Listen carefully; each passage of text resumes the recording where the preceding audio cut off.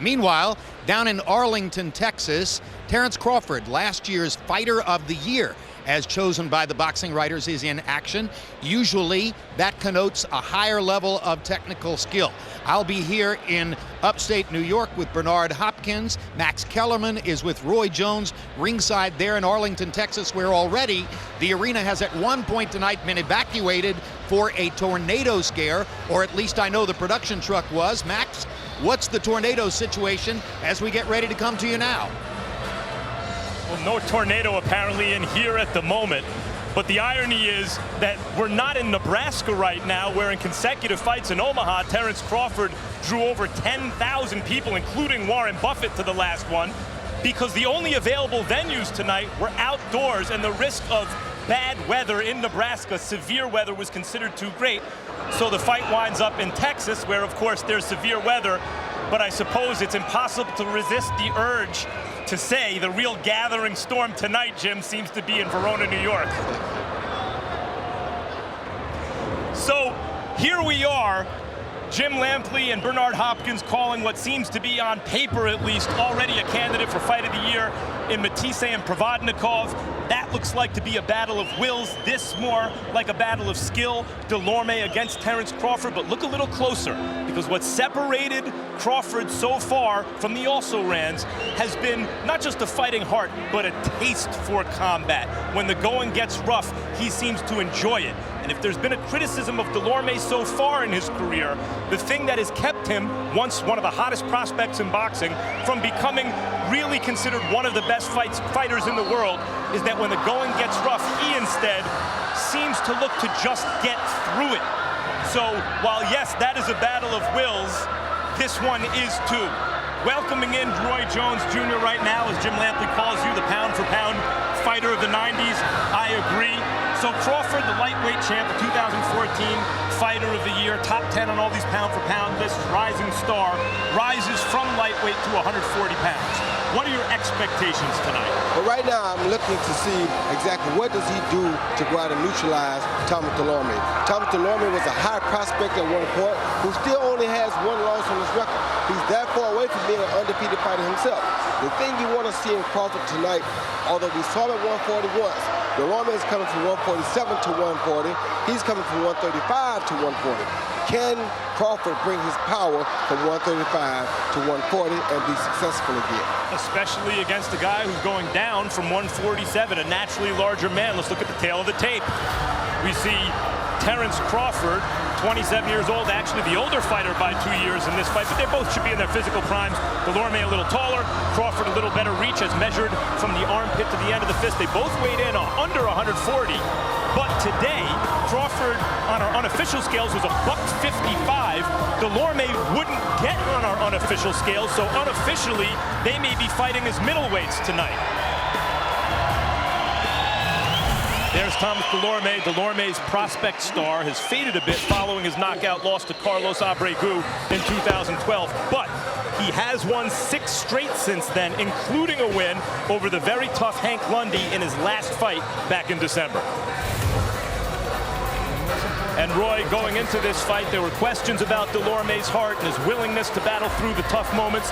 But early on, his skill, his size, his power, his talent was carrying the day. Yeah, he had good power he showed there. That's something that the kid has to be careful of tonight, because he's a powerful guy. He came down from 147, so right there it showed that his power is definitely a factor in this 40-pound division. Meantime, as the fight wore on, the tough Hank Lundy started to impose his will, it seemed, on Dulorme, and by the end of the fight, the question was, could Dulorme hang on to get a decision, which he eventually did. Yeah, right there you see the kid Lundy turn southpaw, which Terence Crawford is very good at doing, and gave Thomas Dulorme some real problems. So we'll see what happens tonight with that. And here we see Thomas Dulorme. Roy, he is in his last 2 fights against Kareem Mayfield and then Hank Lundy, 2 good wins. He was with Robert Garcia as his trainer. Since then, he's parted ways amicably with Robert Garcia, his team feeling he needed more attention, not the divided attention of a celebrated trainer, but more attention. They went to Puerto Rico. They have like 4 guys training him now. Good idea? Yeah, I think it was a brilliant idea with the fact that knowing Terence Crawford has about 3 or 4 guys that works in his camp as well. So you don't want to be a guy who gets part of one guy's time, and you have another guy who gets all of 4 guys' time. You want to be on the same sheet of music with your opponent so that you can have a dog in the fight too, as they would say. When Dulorme was a rising prospect, his people made the mistake, as so many have in the past, even nearly Joe Frazier's people, when he was a rising contender decades ago, of putting him in with a relatively unknown but hard-punching, awkward Argentine fighter. In Dulorme's case, Abregu. Frazier's was Oscar Bonavena. He was knocked out. These recent fights he's had, Roy, especially against Lundy, do they help repair his confidence, even though he was holding on the end? He, after all, went on to win those fights? Yes, they do help repair his confidence, and I myself had that same test with Jorge Castro. Very tough guy. The Argentine guys are always very difficult to deal with, so we saw what happened then. Now, let's see what he's made up with. Let's see what happens tonight. There's Terence Crawford, one of boxing's fastest rising stars, powered largely on a monster 2014, earned him Fighter of the Year honors, began in March against belt holder Ricky Burns in Burns' hometown of Glasgow, Scotland. Roy, a place very hard to get a decision against Ricky Burns, as Ray Beltran found out. But Terence Crawford so thoroughly dominated the fight, he left no doubt and got the points win. Yeah, he was very smart. He beat Burns' head, he beat Burns' body. He was very smart about the way he did it, very particular in his attack, and he made sure that he came away with the belt. And here against Yuriorkis Gamboa, the Olympic champion and undefeated multiple division titleist, Crawford had some early trouble, but rallied back to floor Gamboa a total of 4 times, stopping him in a sensational star-turning performance. Yeah, that was a big performance. The best fighter that he's probably ever fought to date, still even after tonight. And he showed a remarkable skill of boxing in the way that he defeated that guy. That really announced his arrival. And then they came right back to Omaha, Nebraska, CenturyLink Center, where he followed up that performance in front of 10,000 plus with this paint job against his best available contender, Ray Beltran, in front of 11,000 plus. Yeah, he showed a remarkable arsenal of what I was about to say against the kid from Cuba. Then he really did his thing on Beltran. Beltran's a tough guy, and he really gave Beltran a real boxing lesson. There's Terence Crawford. Roy, after going overseas to win a belt, going to his hometown in a sensational Fight of the Year candidate at that point against Gamboa. Following that up with a big win against the best contender available, also in his hometown, screaming fans. Is this somewhat of a trap fight on the road? Not the same kind of crowd against not the same kind of opponent? Yes, this is a trap fight because it doesn't seem to be the same type of opponent on paper, but it's worse than the same type of opponent in the ring. This kid is coming down from 147, which makes him probably the biggest guy that you've ever faced. Also, you're not as excited because you're not at home. You're not on paper fighting a guy who's supposed to be able to possibly upset you, so this could be a trap fight. However, I feel Terence Crawford is always so professional that he'll be able to handle himself pretty good, but we shall see. As you have pointed out, the question is not only how Crawford takes the punch of a bigger fighter. Bradis Prescott, his only other performance at 140 pounds, never really hit him, but also the kind of effect his punches have on a naturally much bigger fighter who, as you mentioned, is coming down in weight at the same point Crawford's coming up. And let's go to Michael Buffer for what Jim Lampley would say are the official particulars.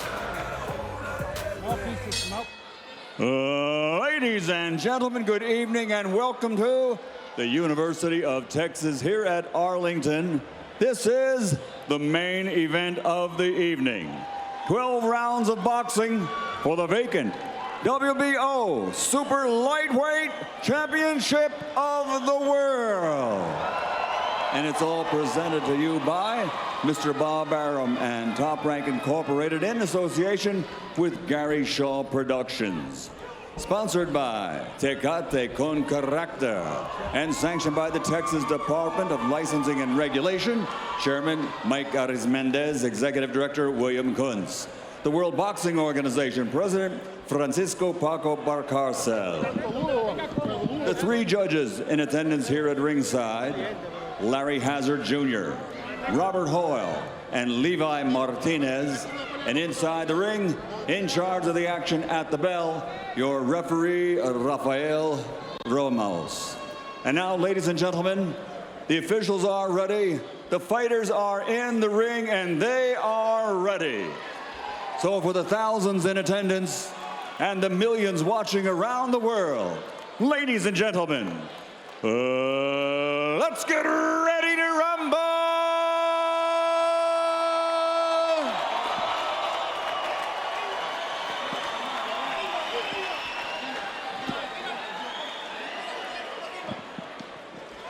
Fighting out of the blue corner, wearing los colores de Puerto Rico, an official weight, 139 1/4 pounds. His professional record, an outstanding one.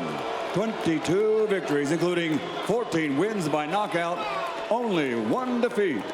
From Carolina, Puerto Rico, former NABF and NABA welterweight champ, and the current NABF lightweight champion, super lightweight champion, Thomas Dulorme.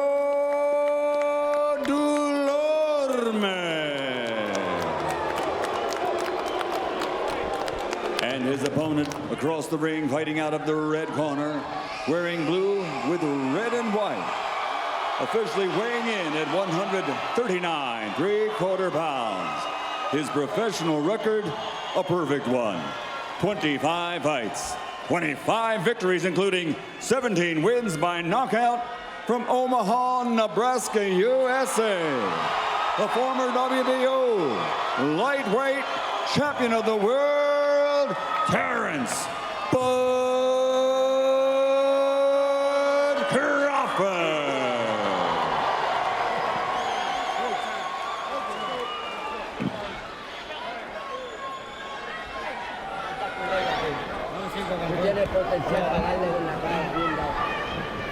Okay, let's go. Viene. You received the preferred instructions, recibiste las instrucciones. Protect yourself, protégete todo el tiempo. Give me a clean fight, una pelea limpia. Ponchos over here, gonna be okay. Puños aquí van a estar bien. Buena suerte a los dos. Good luck. Both of you. Let's do it. The question in this fight might be, is Thomas Dulorme mean enough inside that ring to deal with Terence Crawford, who's a mean little fighter? Said, I'm not the guy to be talking, I'm the guy to jump.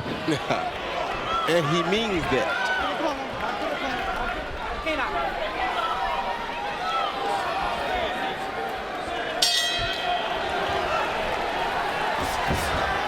Crawford comes out, meets Dulorme in the middle of the ring, and it's Dulorme who seems to be trying to set the pace. Crawford probing with the jab. Roy, we've seen Crawford, maybe the most versatile fighter in boxing, fights orthodox as he's doing now, can switch up to southpaw, can be a high volume puncher, a counter puncher, has shown a knockout punch when he's needed one. Always a very smart kid. Dulorme, however, is out searching right now to see what he can make happen. I think Dulorme wants to try to impose his will on Terence because he's coming from welterweight, and he's knowing that Terence is coming up from lightweight, so he's trying to see what happens if he imposes his will early on Crawford. Crawford has frequently been able to impose the rhythm he wants on a fight, and here Dulorme seems to want to upset that, setting the pace, and maybe Crawford has somewhat subdued him already by easily blocking these shots. Well, he's going to make Dulorme reach deep into his toolbox. In other words, make him find out what all can he do. Well, already Dulorme went in for an aggressive left hand, and Crawford stepped in with the jab, destroying his rhythm. Yeah, because Crawford is a very smart guy, very talented guy, a very smart boxer. So he causes a guy to have to pull his tools out early. If you don't have many tools, then you won't have a good chance against him. Dulorme trying to work to the body on the inside as Crawford holds. Ref breaks him. And that's why Dulorme has 4 trainers this time, because he wanted to increase his toolbox.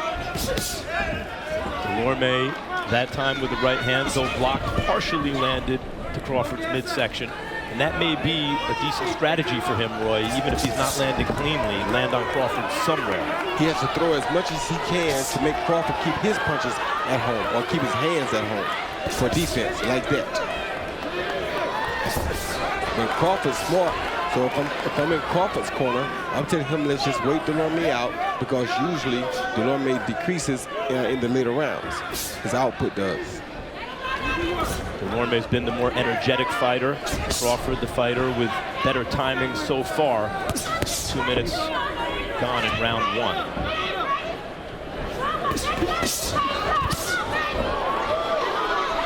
Both guys throwing really big punches, though, Max. If one connects on the chin, it's going to be very interesting to see what happens from either guy. Of course, Dulorme knocked out by Carlos Abregu, his only loss. Big puncher, Abregu. And Crawford, we have seen shaken up in a couple of different fights. Gamboa had his moments, and even Beltran had a few moments where he seemed to reach Crawford with some good hard shots upstairs. Yeah, I don't really think Beltran ever truly hurt him. However, I think Gamboa did hurt him one time. We come to the end of round 1.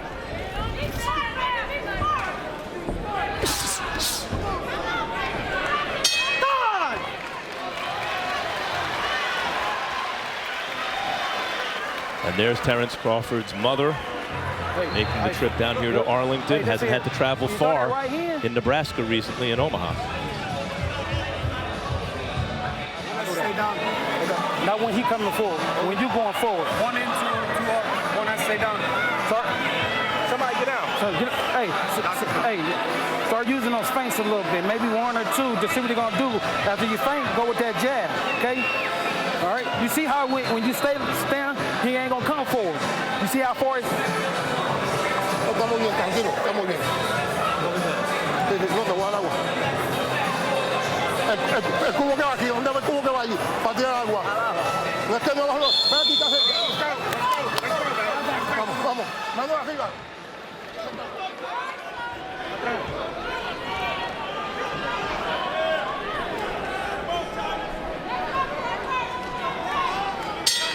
Roy, both fighters have several trainers, up to 4 different people you can consider trainers on one level or another. But Crawford's had these guys his whole fighting life. Dulorme just got with them. What does that mean in terms of communication in the corner? Well, it means a lot, because Crawford is very comfortable in his corner, as you see. He knows who to listen to. He knows when to listen to him. If he ever becomes under distress, he's not going to be worried, because he knows what he has in his corner. However, Dulorme, on the other hand, all of this is new to him. So he'll have to try to make adjustments. Things may get strange if there's a moment of distress. Crawford very calm under pressure. He was calm in the corner. This is a guy who several years ago, with a scheduled fight on ESPN in several days at the end of the week, was in a dice game that he left. He says it got heated. Got into his car, was counting his money when he was shot at. The bullet went through the windshield and hit him in the head. He drove himself to the hospital and took that as a wake-up call to not be in the wrong place at the wrong time. But certainly it seemed to indicate the kind of calm that this guy has under pressure. Yeah, he's very, very calm under pressure. That's what makes him such a good professional fighter, because of his calmness whenever under pressure. Right now, you see him being very relaxed, dealing with everything Dulorme throws at him with no real contentment on his face. I mean, he's not really worried at all. So, and this is one thing an opponent hates to see. It's like he's waiting for Dulorme to get all of his good energy out, and then he'll start fighting Dulorme. Crawford with a good left hook counter, seemed to land.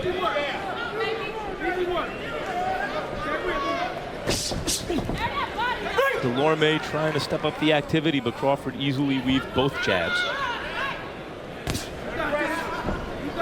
Throws one of his own. You heard in Crawford's corner, they want him staking out the middle of the ring, which is what he's doing right now. But the early difference in this fight already, Max, is that you see Thomas Dulorme, he's doing things that are working things, but he's not really doing things that are boxing things. Crawford is doing things that are boxing things while he's working. In other words, Crawford is countering Dulorme's jab, countering his hook, countering his right hand to the body sometimes. Whereas Dulorme is just punching. He's never doing anything to make an adjustment or reacting to Crawford's punches. Crawford's body, in a boxing sense, is very much the instrument of his brain. He can think very quickly and make his body react immediately. And Dulorme seems to have less of that than Crawford so far.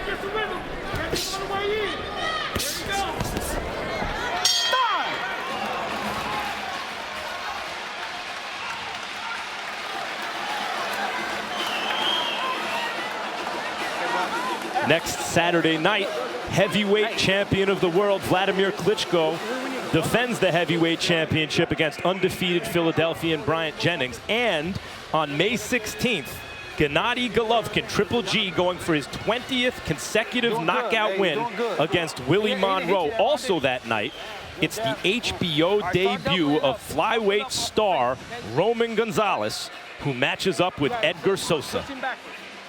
Keep backing him up. Está chiquitito, el medio esquivoso. Pero manténse ya tuyo de respeto. Está bien. Dale respeto. He respects you. Bébete, Faveta. Drink this water. Fuera, fuera. Out.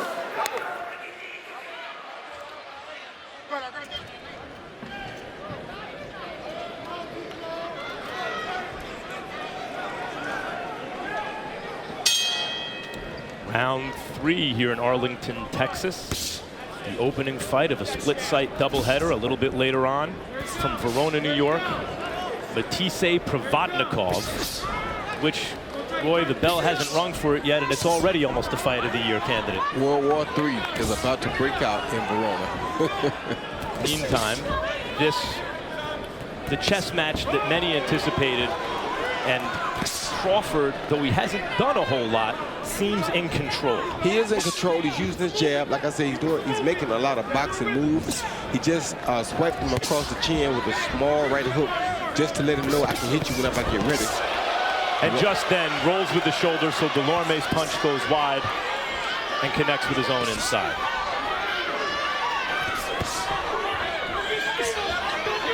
When you say he's working, but he's not really making boxing moves, Roy, can you go into that a little bit? Yeah, I mean, he's throwing punches, but he's throwing punches with no intent afterwards. Like, see that what he just did? He just did a straight right lead, and he knew he was going to bail out after that because he expected to make contact with that punch.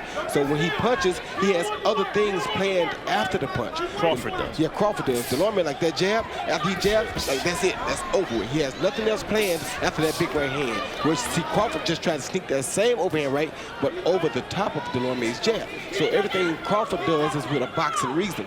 Everything Dulorme does is more of a worker's reason. He's flailing with punches. Exactly. Not really with any intent mentally. There's the difference in a real good boxer and a fighter. A guy that's out there fighting who's just reacting to whatever happens. Dulorme is sort of reacting to what happens, whereas Crawford is trying to make stuff happen. Well, if anything, Crawford's demonstrated so far in his young and excellent career a first-rate boxing mind. You see that? He jabs, and he's looking to see what happens after this. Watch. Dulorme landed a good uppercut there, but that was just a reactive thing. He threw an overhand right and followed with a left uppercut. Nothing that he set up, he just threw it. Crawford pumping that jab this round.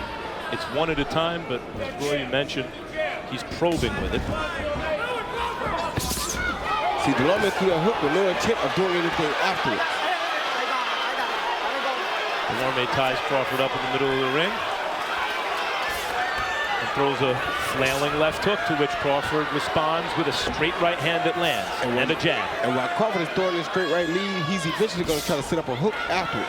It's just that he's constantly hitting him with it, so he's getting him used to seeing it. Sooner or later, he'll follow with a left hook, so you know he has intent after that punch. No. Crawford That's it. grabbed again by Dulorme near the end of the round.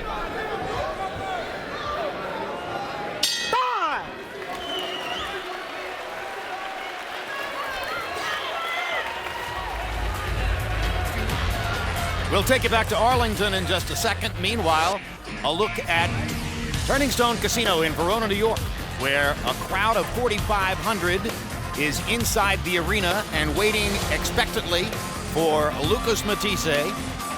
They are getting his hands wrapped in the dressing room, and his opponent, Ruslan Provodnikov, also getting his hands wrapped in a fight that, as you've already heard from Max Kellerman and Roy Jones, is regarded as a candidate for Fight of the Year even before the opening bell sounds. So we'll be bringing you back here immediately following Crawford Dulorme for this. Meanwhile, Max Kellerman can't help but notice that Harold Letterman scored the first 2 rounds for Dulorme. I thought the third went to Crawford. Back to you.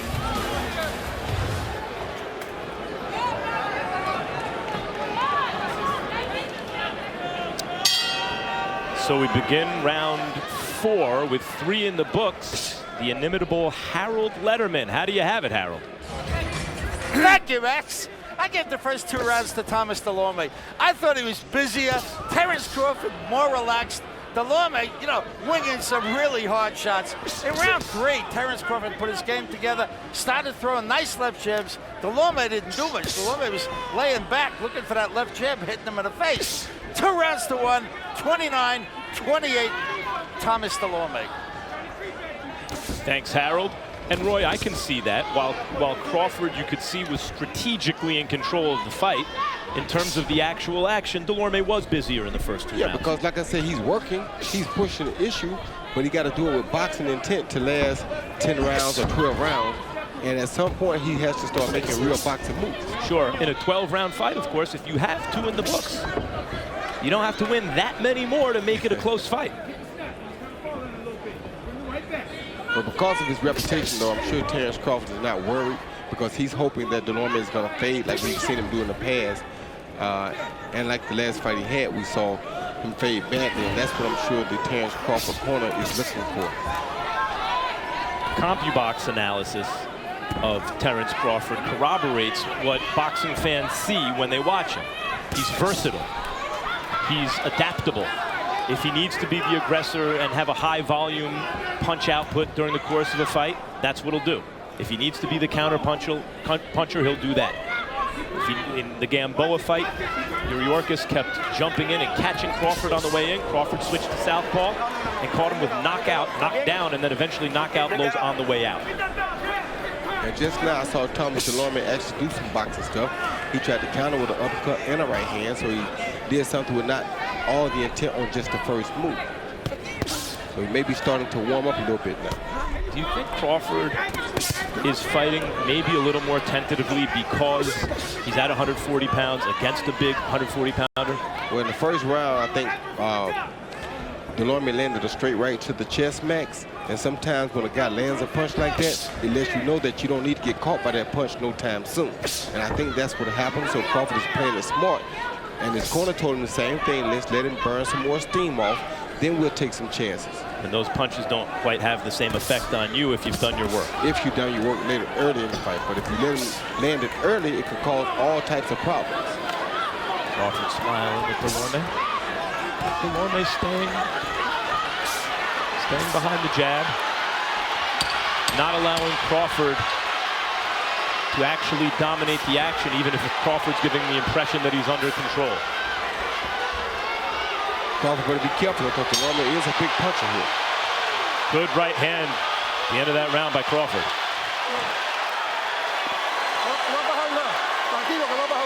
Relax, relax. Nothing happened. How you feel now? How you feel? ¿Cómo estás? How are you? Vamos, no. Cuando él se ponga difícil para atrás, Don't go backwards. tú no le vas para encima. Ven a los lados. Go see side to Dame la side. botella. Give me the bottle. Pintor, tú estás pendiente de nada. May 5th, don't miss the premiere of 24/7 Canelo Kirkland. And on May 9th, it's the live fight between the Mexican superstar Canelo Alvarez and the hard-charging knockout artist James Kirkland. Volveme. Córtame, coge la botella, coge la botella. Okay, let's get ready. Let's get ready. Yeah, get ready. Okay, let's get ready. Start getting now. Let's go, let's go.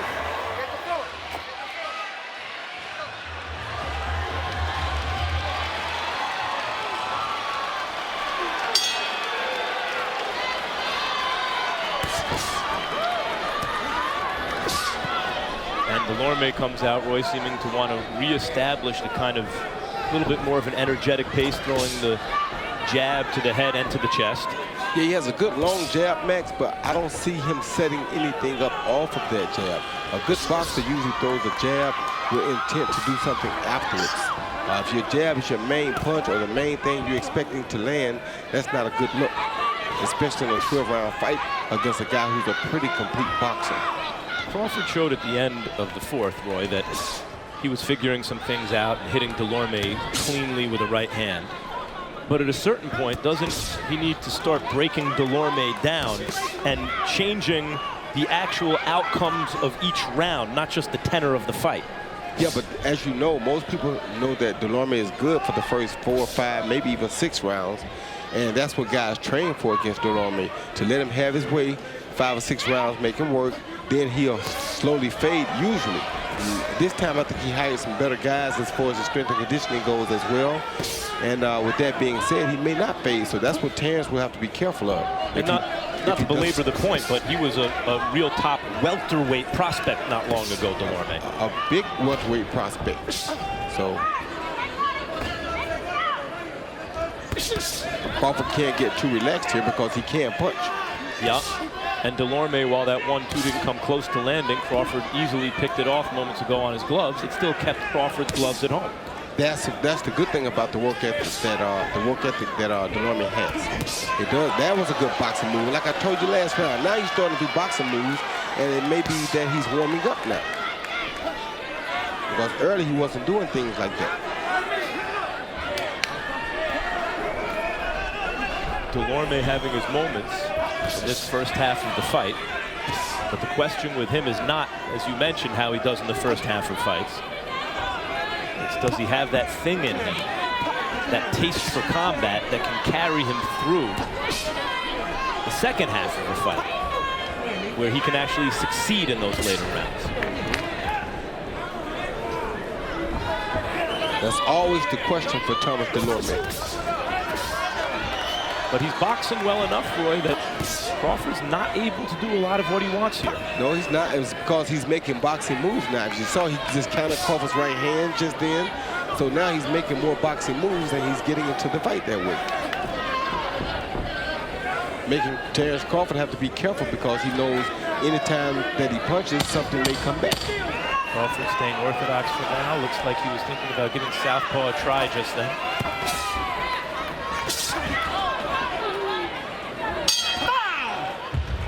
Round 5.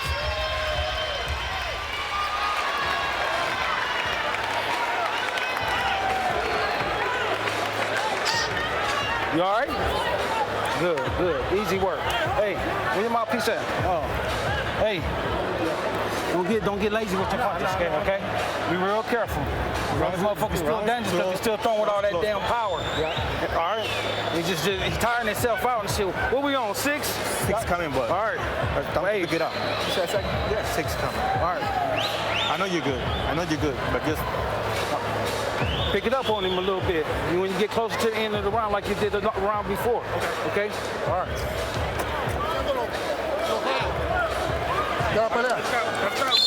Vamos.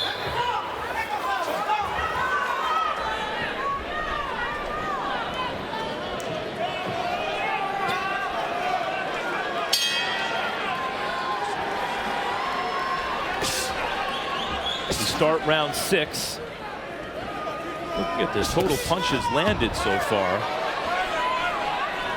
Roy, Terence Crawford's only thrown 214, landed 43 at 20%.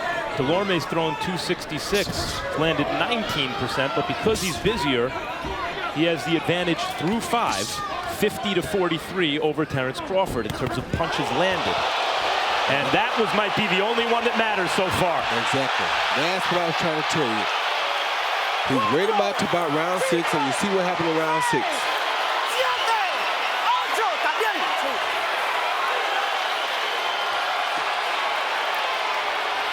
All that boxing studying through the first 5 has paid off big here in 6 for Terence Crawford.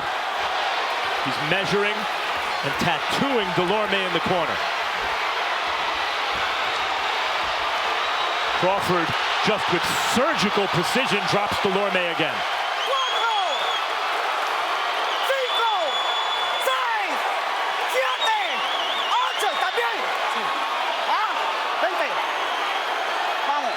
That's flashing good power for Terence Crawford against a big guy for the 140-pound division. Big Look power. at the accuracy here, Roy. the way he's setting him up, the way Terence Crawford is setting Dulorme up for these surgical strikes. And he's smart. He's beating the head and the body, Max. He's not just head hunting. This is what you want to see in a good champion. He's not just strictly head hunting when he has to get hurt. He's going to the head and the body. It's pretty clear through those first 5 rounds, Crawford studied up and now knows every single thing he has to do, and he did it. That is a sensational 6th round knockout for Terence Crawford. One sensational performance after another. Look out, junior welterweights.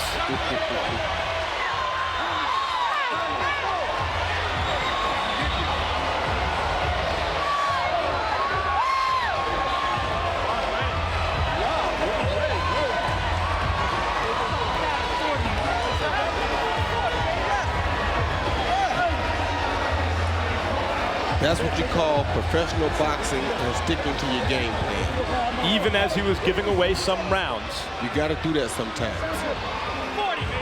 He was taking the edge off of Thomas Dulorme.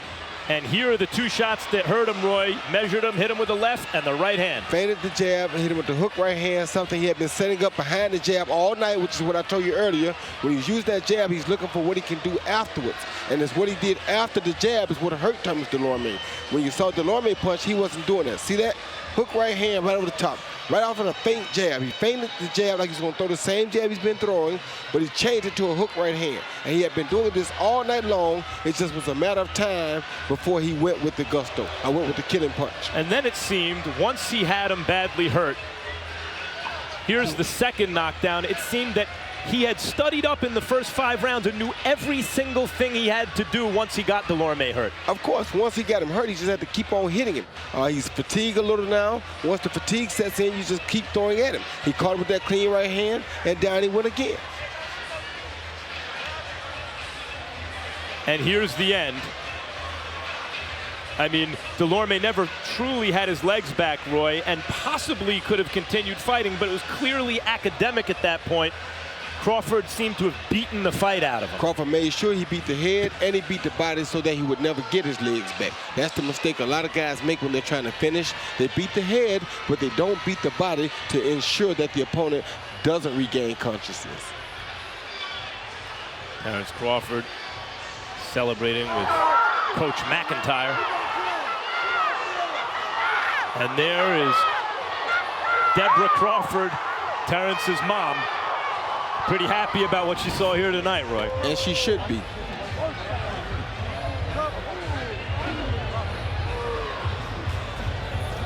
Let's go to Michael Buffer for the official announcement. Ladies and gentlemen, the star continues to rise for the Fighting Pride of Omaha, Nebraska. He is still undefeated, and he is now a 2-time world champion and the new WBO Super Lightweight Champion of the World, Terence "Bud" Crawford. Official time, 151, round number 6. Give me a minute.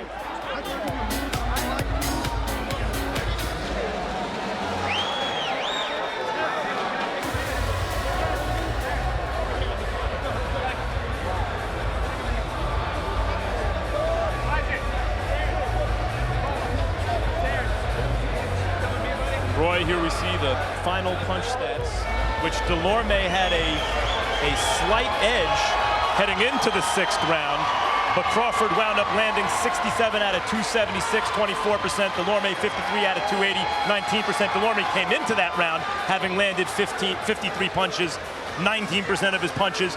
None of those punches mattered all that much. No, Crawford had him measured. Yeah, Crawford had him measured. Crawford had a plan that he stuck to. His plan was to come out, wear him down, then take advantage of it. Power punches, Crawford 40 to 23, threw more of them, landed more of them, landed at a higher connect percentage, 34 to 22%. Congratulations, Terence. You pick up a brand new belt at 140 pounds. Tell me what you thought of your performance tonight. I thought I had a hell of a performance, but first and foremost, I'd like to thank God for blessing me with this victory. Without him, none of this would be possible. I'd like to thank my team. I'd like to thank Terence, HBO. Happy birthday to my nephew, Terence Crawford. Today is his birthday. He said all he wanted was me to win, and that's what I gave him. All right, you've earned the right to say all that stuff. But now how about the fight itself? Through the first 5 rounds, it looked like you were measuring him, you were in control, but you weren't overly active, and maybe he'd stolen a couple rounds. Then you come out in the 6th, and it's as though you flipped a switch. No, my coaches told me to do that. Saul told me, when I go out there, don't give him it yet. Just touch him, Don't let him feel it yet. Then, as you can see, in that 6th round, going into the 7th, he told me to pick it up. He said, pick it up. I said, all right, because that's what we practice on. Just touching him, making him feel like, oh, this guy ain't got nothing, kind of will him to sleep. We've seen you fight in so many different styles, orthodox, southpaw, coming forward, backward, high volume puncher, knockout puncher, big guys, little guys. How would you describe your style to the fans at home? Versatile. I feel like I can do whatever. As long as I train hard and put my mind to it, I can do whatever. Let's take a look at the first knockdown and tell me what you see. Oh, I just faked him with the jab, like I did Sanabria. As you can see, I wasn't throwing the hook at first. You know, I was just baiting him in with the jab. I start touching him, and I see he kind of trying to block it. So I'm like, all right, I'm going to just come hook right hand. Was there anything about fighting at 140 pounds? Now, I know you fought Prescott, but this is a 147-pounder coming down. You're only your 2nd fight at 140. That felt different than fighting at lightweight. I felt stronger. Quickly, you're at 140 pounds now. Your plans in the near future? Well, as you can see, I leave that up to these 2 men, along with Cameron Duncan, and they're going to come up with a great plan. Well, it'd be a really great plan if maybe it's the winner of our next fight. Thanks, Terence. That's right, why not? Roy, we heard from Terence Crawford.